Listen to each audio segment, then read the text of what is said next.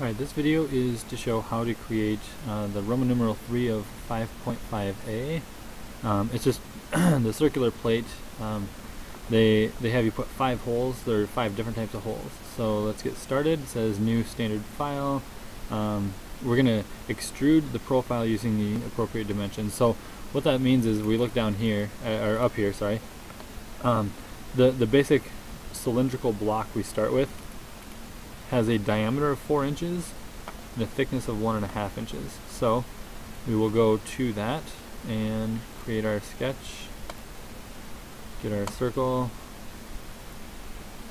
4-inch diameter, finish it, extrude it to 1.5, and we're ready to start our holes. If you look at the dimensions, the hole feature requires a hole center for each instance. Place the first hole center by placing a new sketch on the front surface. So that they're talking about this window right here. The first hole center is shown in the image above, then place 1 point to represent a single hole center. So what they're saying is create a new sketch on the front face, and these are just work points. 1, 2, 3, 4, 5 yellow dots. Those are actually just work point X's. Looking further, I think we have to look up above. Oh, excuse me. Here it is, right here. The 1.25 is telling you each of these dots is 1.25 inches from the center. So what I recommend, you just go use a work point, and you come down here. You know this is 0, 0. We know we can go straight up. If you look at my X's and Y's, my Y is close to 1.25. So I hit tab once, and I can edit the X, but I'm good. X is 0. Hit tab again, and I can type in 1.25. When I hit enter, it'll actually give me, I don't click, I hit enter, and you can see that it gave me my work point. So I'm going to exit out of work point, and I'm going to pattern that. I'm going to use a circular pattern, just like we did in like a 3D feature, like a hole or something like that. We can use circular command here with a geometry or a sketch. So it's highlighting geometry, it's darkened in, so the geometry would just be this work point. After that, we need to specify where are we going to pattern this around. So we need to specify that that's what we're going to show. We click right here in the center. You've got your nice center mark, and you can see that it came up with 6. 6 is default, so I'm going to change that to 5. And notice I've got 5 equally spaced work points. I'm going to hit OK, and I'm going to finish my sketch, and let's see where we're at.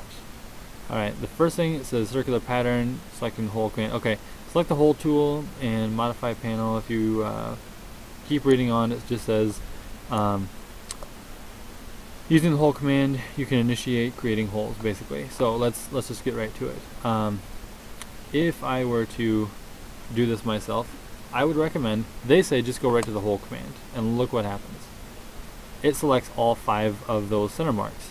Well, if you look at the directions, these are 5 different holes. 1, 2, 3, 4, 5 very different holes. So what I recommend is, instead of just going right to the hole command, I'm going to cancel that. I'm going to come over here and I'm going to click on and highlight just one of the points. And by doing that, I can go up to the hole command here, or if you look, I've got the option right here. It's a shortcut to create a hole. Notice it didn't select the other 4.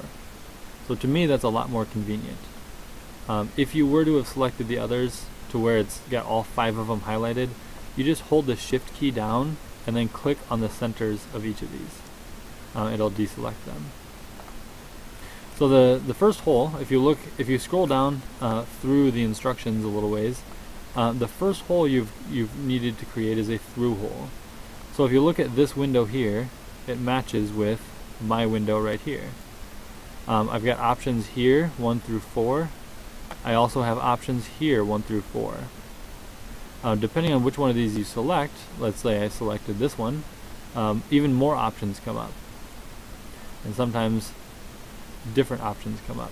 So for a through hole, if you look at the window that we're pulling up in Autodesk, I've got the first icon selected here, I have the first icon selected here, and my termination distance is through all.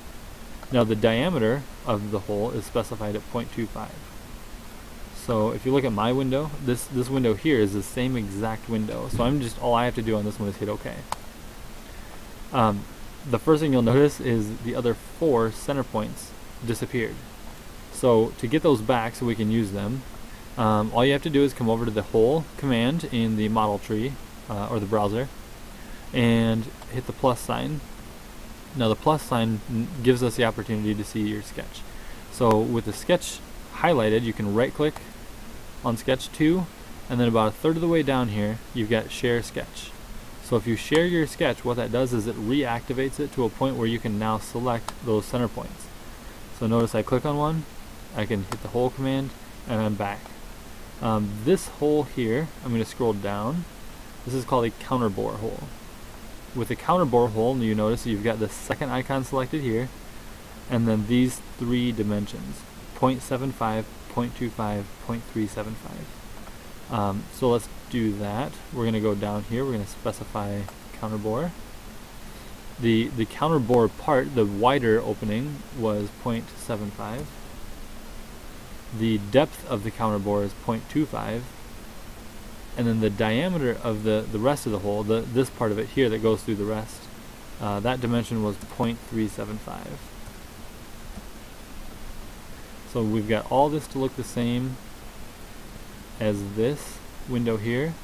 We've got termination of through all, so we can hit apply.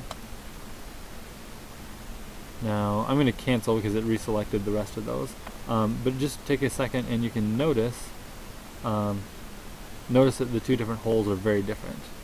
So I'm going to continue working and create the third hole command, and I'm going to match countersink hole. Countersink is our very last option, and the dimensions you need are right here, 0.75. Sorry about that. 0.75. The 82 degrees is like an international standard angle for a countersink, so you'll always leave the 82 degrees. We just want to worry about the outermost diameter of 75 and the inner diameter again of 375. So I'm going to change that. We've got our countersink. In fact, if you hover over the icon, it tells you the name. Countersink, this was 0.75, I believe. Yep. Notice this is defaulted to 82 degrees and then 0.375. So these settings are also ready to go. So I'm going to hit OK. And notice that this is that tapered. It's a tapered hole. This is more of a rectangular or a cylindrical hole. Next one, hole command. I believe this one is a threaded hole. Threaded or tapped. Tapped is the technical name for it, but tapped just means that there is threading on the inside, so you could put a screw rather than just a nail or anything that doesn't have threading. So the difference here is we keep it as a smooth hole on the top. We keep the through all on this, but notice that we've now moved from the very leftmost smooth over to the third, which is a thread. So we'll go to thread. So we need to go back to the first one, which I believe they just call it a drilled hole. And over here we don't want smooth or simple, we want tapped or threaded. Now when you click on it, it gives you even more options. Alright, those options are also predetermined for you. Size 0.25, so we'll go size 0.25. You will have to scroll up through the screen a little bit. And here's 0.25. Now the nice thing about it is if you select size 0.25, the national, like the standard set is going to be a 1/420 UNC. So if you look at 1/420 UNC, you've got that already preset. Now the class is 1B, I think we have 2B, so we'll change that to a 1. And again, that's just more national standardization of threading.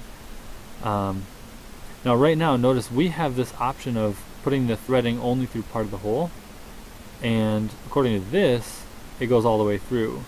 And that has to do with this little box right here. You're checking that the thread type is all the way through, the full depth. So we need to change that. Ours is not checked yet.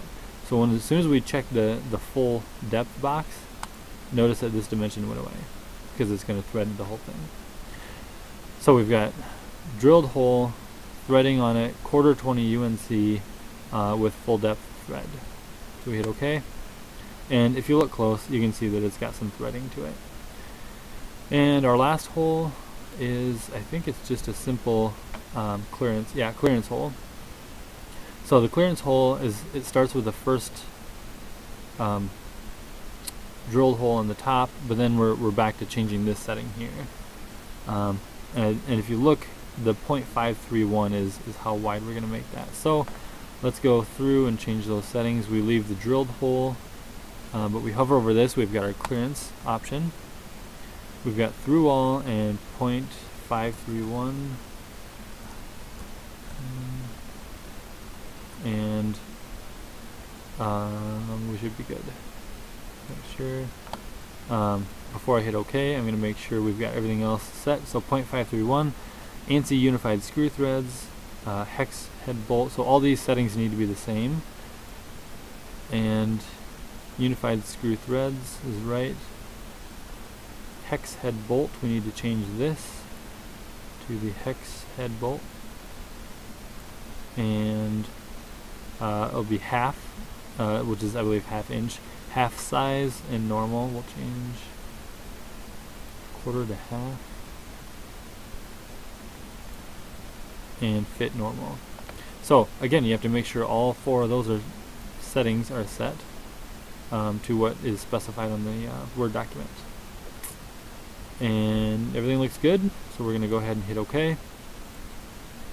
And you have yourself your 5 holes as expected. So go ahead again, save this. This one we go to the top. This one we're saving as hole practice, and with your initials put it in your folder. So that is it for the hole practice.